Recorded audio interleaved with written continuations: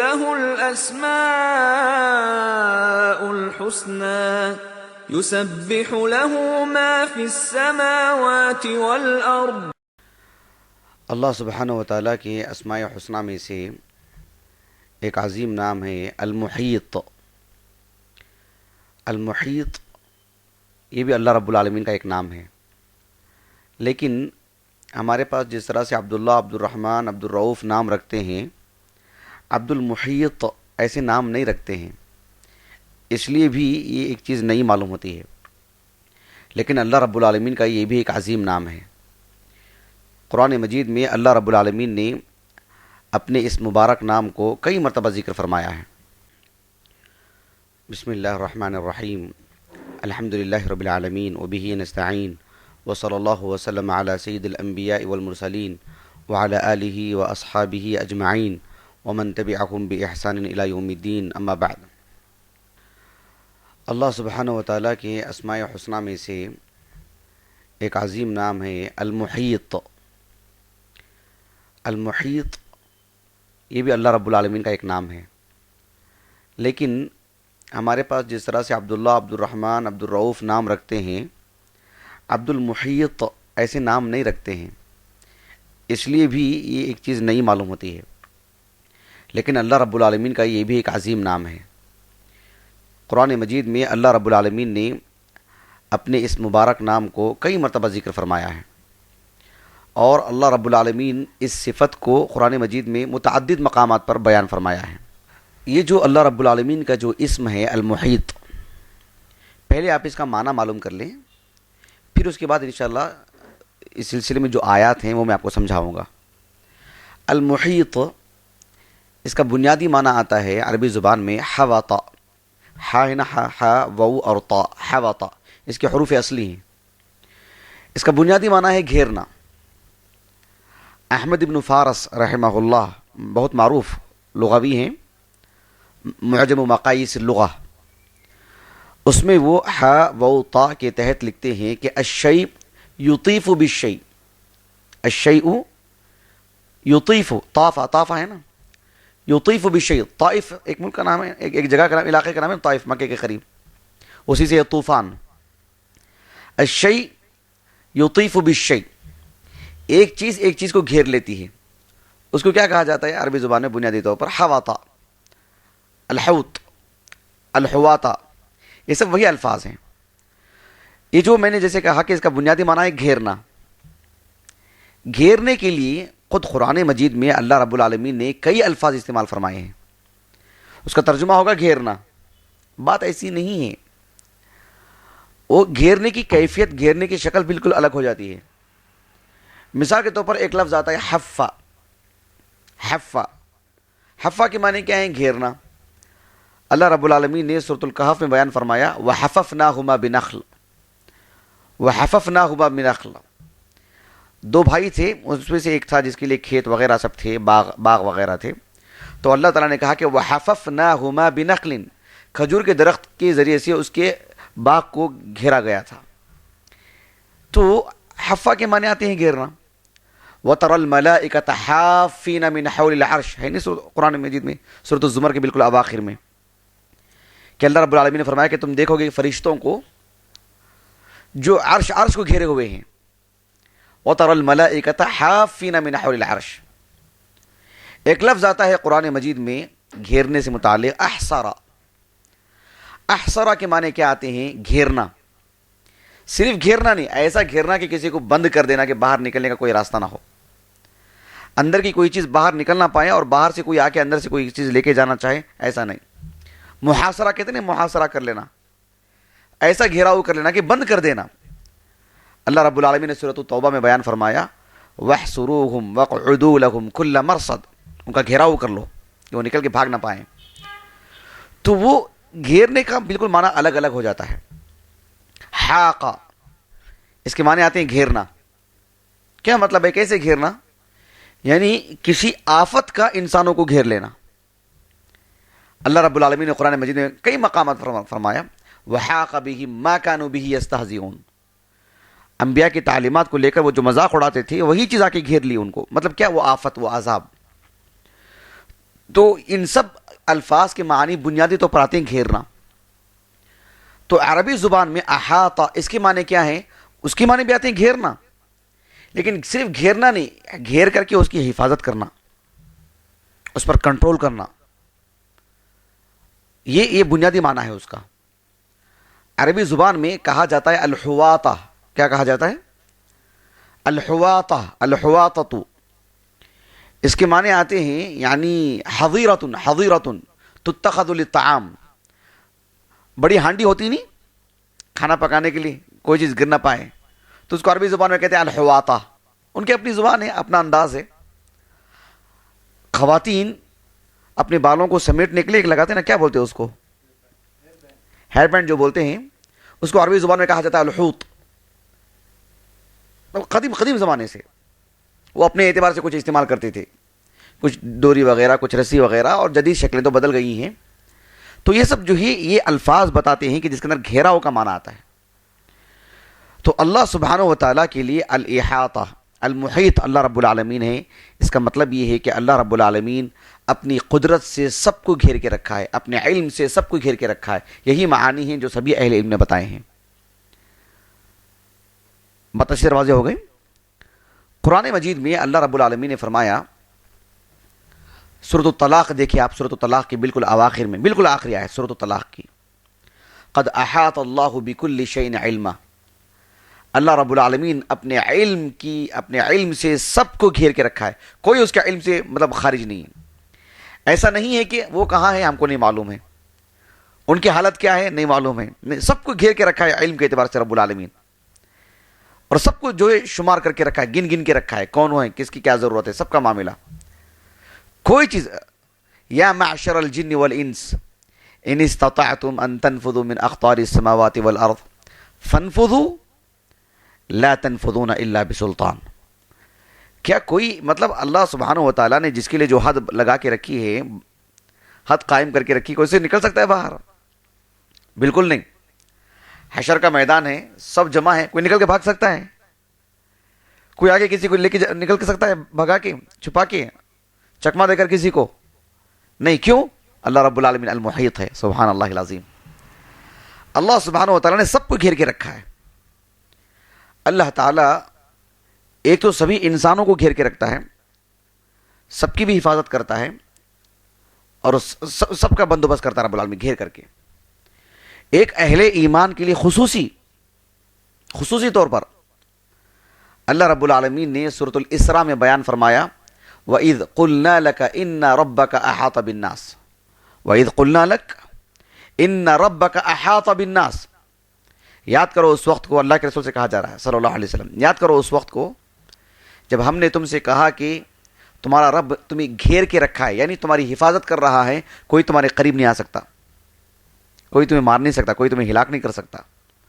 واللہ یعصمک من الناس کے معنی میں جو سورۃ المائدہ میں ہے نہیں، اللہ تعالیٰ آپ کی حفاظت فرمائے گا. ایسا نہیں کہ کوئی بھی آیا جائے، کتنی بھی پلاننگ کر لے، کتنی بھی تدبیر کر لے اور آپ تک پہنچ جائے، نہیں. وَإِذْ قُلْنَا لَكَ إِنَّ رَبَّكَ أَحَاطَ بِالنَّاسِ. اللہ نے آپ کو گھیر رکھا ہے، ایسا ہو نہیں سکتا کہ کوئی قریب آ جائے آپ کی حفاظت کر رہا ہے رب العالمین. آپ دیکھو اللہ سبحانہ و تعالیٰ نے جو مدینے کا جو دور ہے، کیسے کیسے فتوحات اللہ رب العالمین نے عطا فرمایا اللہ کے رسول کو صلی اللہ علیہ وسلم. حدیبیہ میں کتنی آسانی سے مسئلہ نمٹ گیا، اور اس کے کتنے اچھے نتائج آئے. پھر اس کے بعد خیبر فتح ہوا، مکہ فتح ہوا، حنین میں کتنی بڑی کامیابی ملی.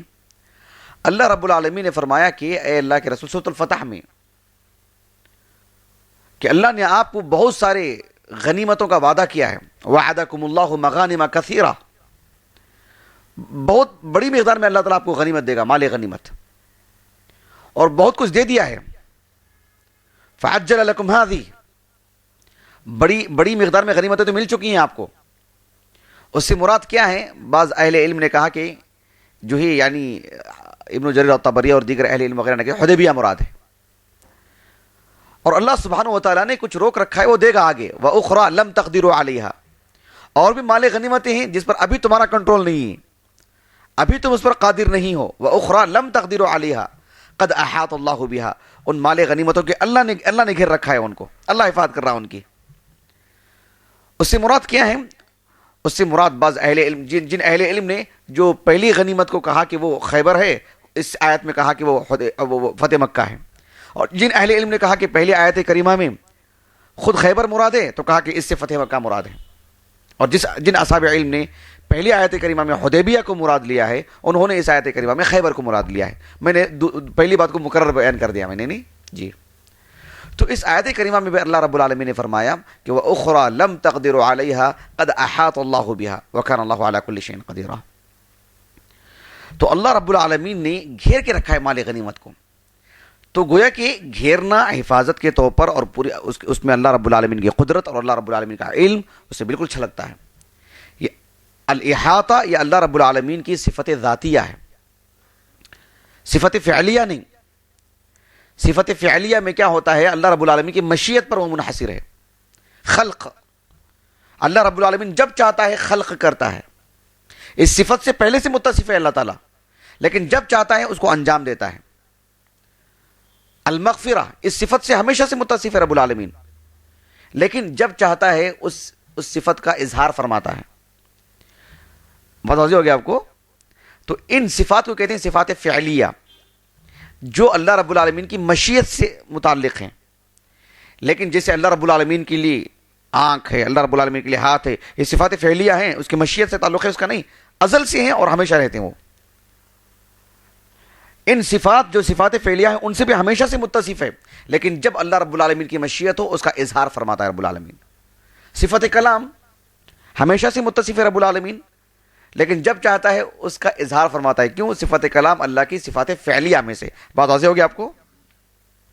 تو یہ الاحاطہ المحیط اللہ رب العالمین کی صفت ذاتیہ ہے، وہ ہمیشہ سے گھیر کے رکھا ہے۔ اس موضوع سے متعلق قرآن مجید کی بہت مقدار میں آیاتیں ہیں۔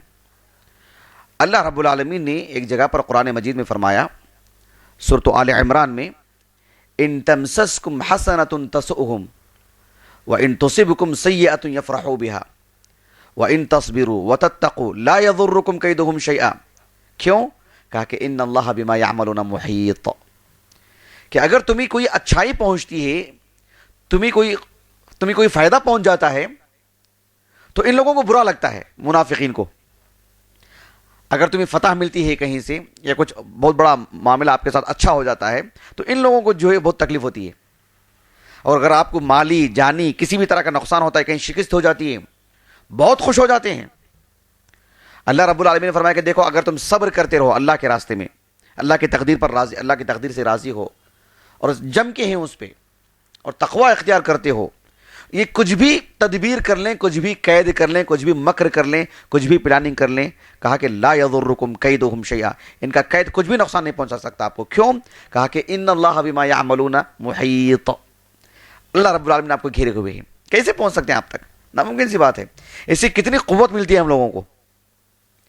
ایک انسان کے پاس بہت کچھ مال ہے، بہت کچھ دولت ہے، اور آج ہم دیکھتے ہیں کوئی مملکہ کا سربراہ ہے، کوئی کہیں کا ذمہ دار ہے، اس کے لیے جو سیکیورٹی رہتی ہے، جس کی وجہ سے وہ ایک راحت کی سانس لیتا ہے، چلتا پھرتا ہے، گفتگو کرتا ہے، اور بآسانی بڑے بڑے معاملات طے پاتا ہے۔ کیوں؟ اس کو معلوم ہے کہ میری سیکیورٹی کافی مضبوط ہے۔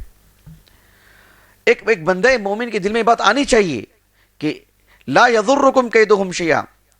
یہ درس کی حد تک بات نہیں ہے، یہ ایمانی بات ہے جو ہماری زندگی سے جڑی ہوئی ہے، کہ وہ ہمیں کچھ بھی کر لیں، ہمارے بارے میں کچھ بھی فیصلے کر لیں، وہ ہمارے کچھ بھی تدبیر کرتے ہوں، کچھ بھی مشورے کر لیتے ہوں، کہا کہ وہ تم تک پہنچ ہی نہیں سکتے۔ کیوں؟ ان اللہ بما یعملون محیط، اللہ تعالیٰ محیط ہے۔ کیا میں اور آپ اپنے ہماری زندگی میں اس کو محسوس نہیں کیا ہم نے؟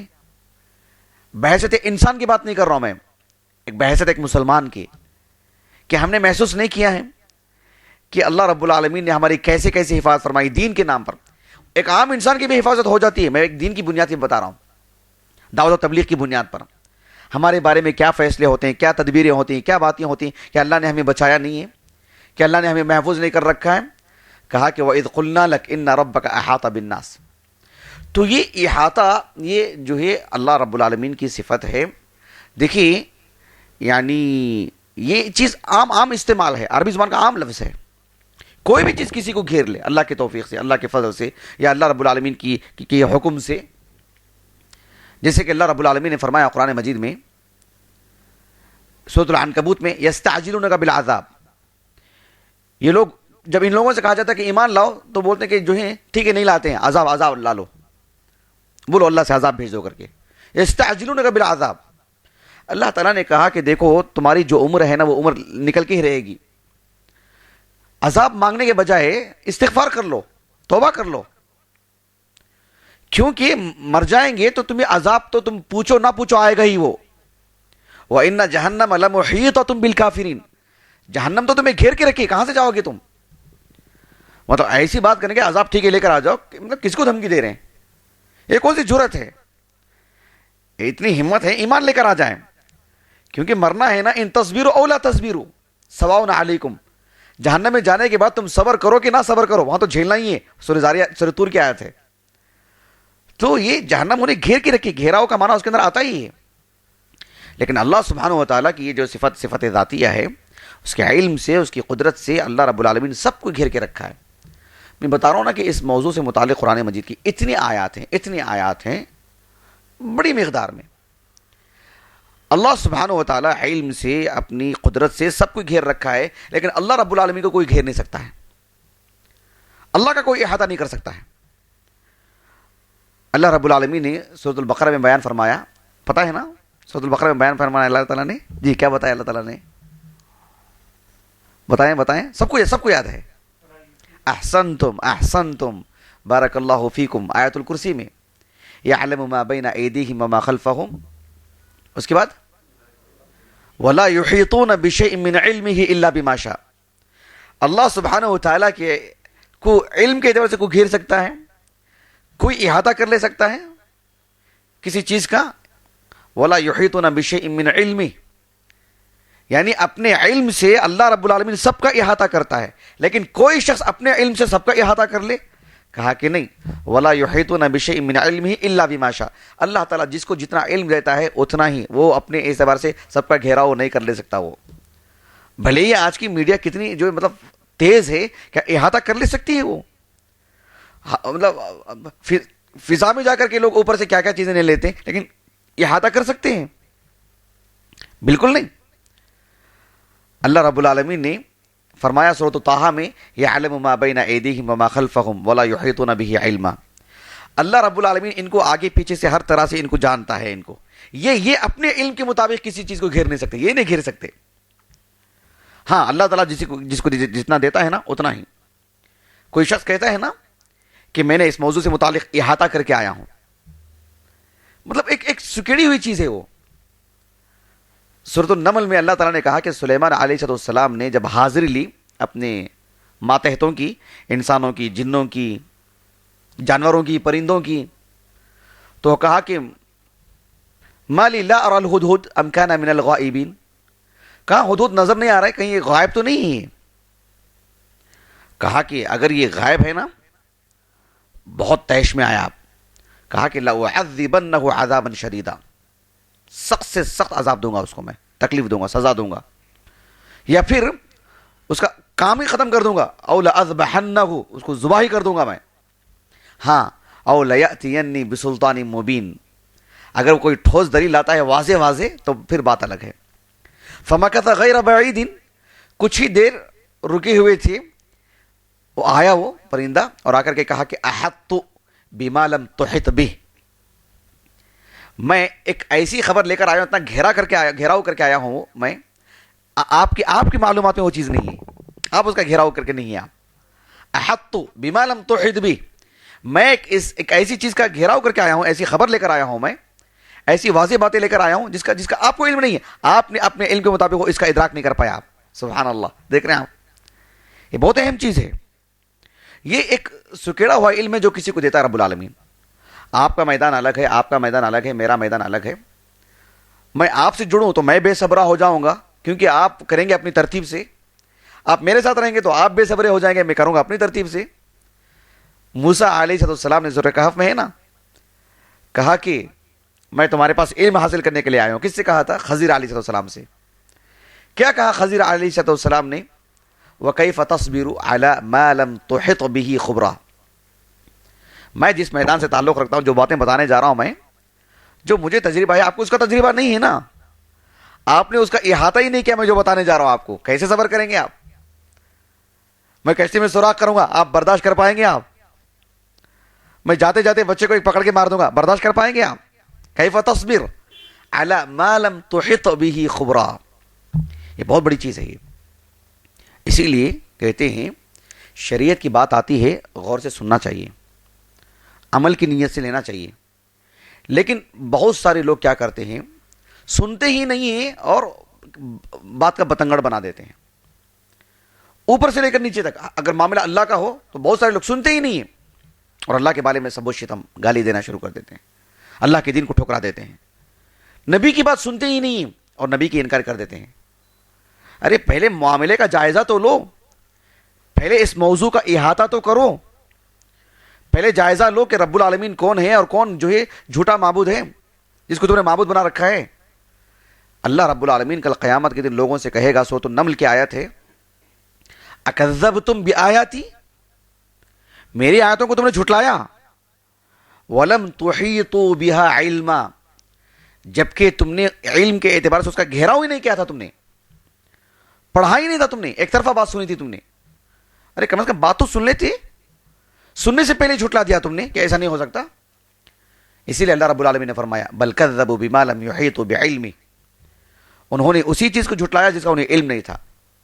انسان اسے دشمنی کرتا ہے, اس سے غلط سمجھتا ہے جس کا اس کے علم نہیں, جہالت کی بنیاد پر. تو یہ ایک بڑی اہم چیز ہے. انسان کو اللہ رب العالمین علم عطا کرتا ہے, احاطہ کی قوت دیتا ہے, اس کا اپنا ایک میدان ہے.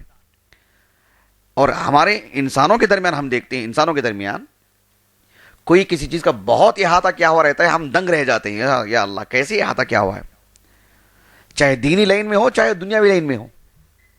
اپنے اپنے میدان سے متعلق جس کو احاطہ ہوتا ہے ہم کتنے دنگ رہ جاتے ہیں. اگر بات ہو رب العالمین کی تو اللہ اکبر, سبحان اللہ, کتنی بڑی بات ہے. ہم تھوڑا سا جائزہ نہیں لے سکتے.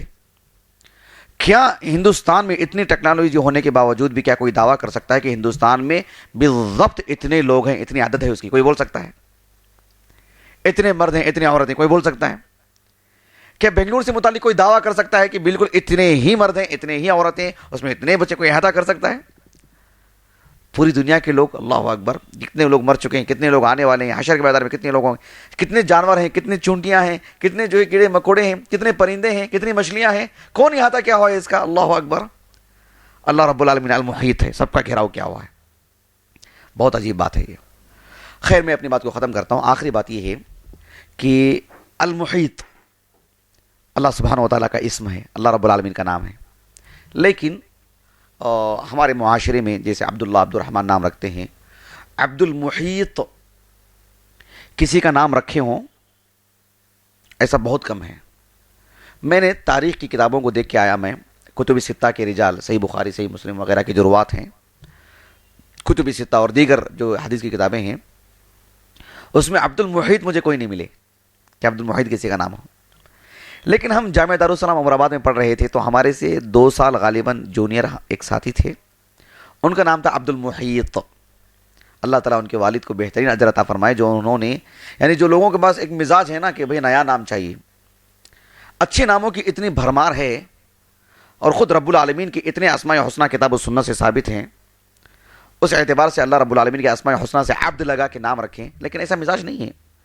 تو عبد المحیط آپ کے خاندان میں کوئی دوست احباب میں نام پوچھتے ہوں اور لڑکے کا نام ہو تو یہ ضرور دیجیے, اور لڑکی کا بھی ہو تو امۃ المحیط ضرور بتائیے گا تاکہ اس نام کا احیاء ہو.